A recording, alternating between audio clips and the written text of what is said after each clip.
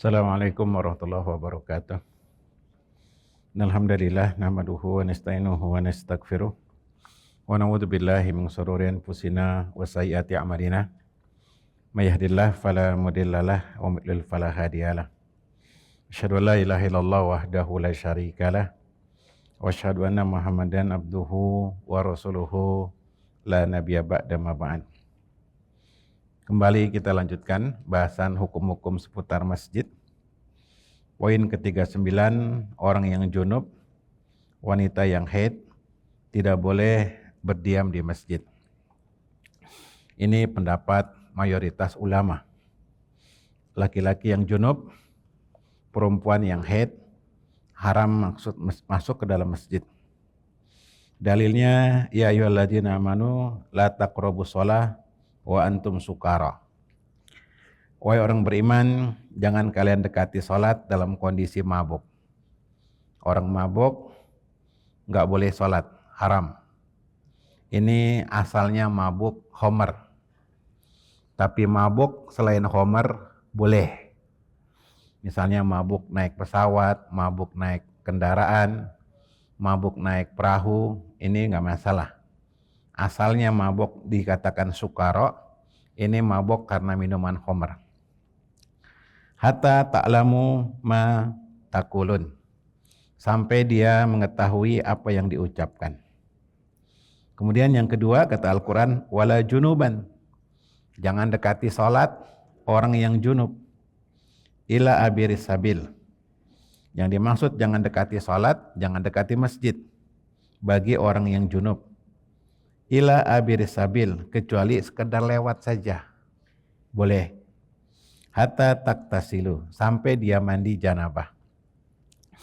Nah jamaah sekalian, berdasarkan teks ayat ini, bahwa laki-laki yang junub tidak boleh masuk masjid, berdiam di masjid, juga termasuk perempuan yang haid. Sebagian ulama mengatakan bahwa laki-laki junub boleh masuk masjid, boleh berdiam dalam masjid. Ya. Kata-kata wala taqrabus shalah, yaitu bukan mengartikan orang yang junub enggak boleh di masjid. Maksudnya orang junub enggak boleh sholat sampai dia mandi junub dulu baru boleh sholat. Bukan berarti enggak boleh masuk masjid. Masuk masjid boleh. Dalil bolehnya adalah innal mu'min la yanjus. Orang mukmin fisiknya enggak najis. Jadi orang mukmin fisiknya enggak najis. Perempuan haid fisiknya enggak najis. Yang najis darah haidnya. Makanya di hadis sebutkan orang yang haid, perempuan yang haid boleh digauli oleh suaminya asal jangan jima. Bercumbu, mencium istri, boleh karena dia fisiknya enggak najis. Yang najis darahnya. Nabi mengatakan innal mu'min la yanjus, orang mukmin tidak najis. Bahkan dalam riwayat yang lain hidup dan matinya enggak najis. Makanya kalau kita punya keluarga meninggal, kita peluk, kita ciumi jenazahnya, boleh. Sebagaimana Nabi ketika wafat dicium oleh Abu Bakar. Dan itu biasa di kalangan bangsa Arab, dan kita juga karena sayang sama yang telah wafat kita cium, boleh. Ya, anak cium orang tuanya, orang tua cium anaknya, walaupun sudah jadi jenazah, dia tidak najis. Gitu. Dan tidak perlu dimandikan lagi, enggak perlu. Jadi boleh jenazah dipeluk, dicium. Ini menunjukkan bahwasanya dia hidup matinya tidak najis. Kalau laki-laki junub, itu fisiknya enggak najis. Hanya status dia harus mandi janabah. Enggak sah sholat kalau dia enggak mandi janabah. Itu maksud ayat. Demikian juga di masa Nabi, Nabi pernah nyuruh Aisyah masuk masjid. Ngambil sejadah. Kata Aisyah, ya Rasul, saya ini haid.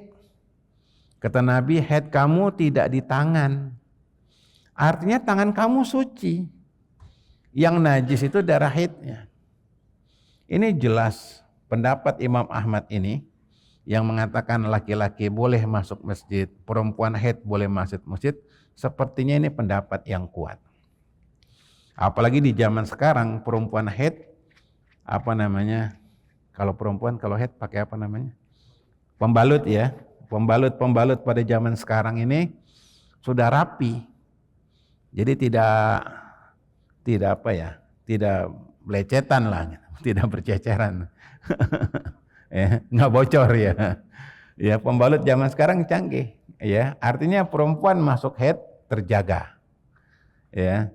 Jadi pendapat yang kuat walau alam bisawab adalah pendapat ulama yang mengatakan laki-laki junub dan perempuan haid boleh masuk masjid. Apalagi hadis-hadis yang melarang laki-laki junub masuk masjid, hadisnya nggak ada yang kuat. Hadisnya sangat lemah, bahkan mendekati palsu. Sehingga beberapa dalil menunjukkan laki-laki junub, perempuan haid boleh masuk masjid. Ya. Ini pembahasan panjang dalam ilmu fikih.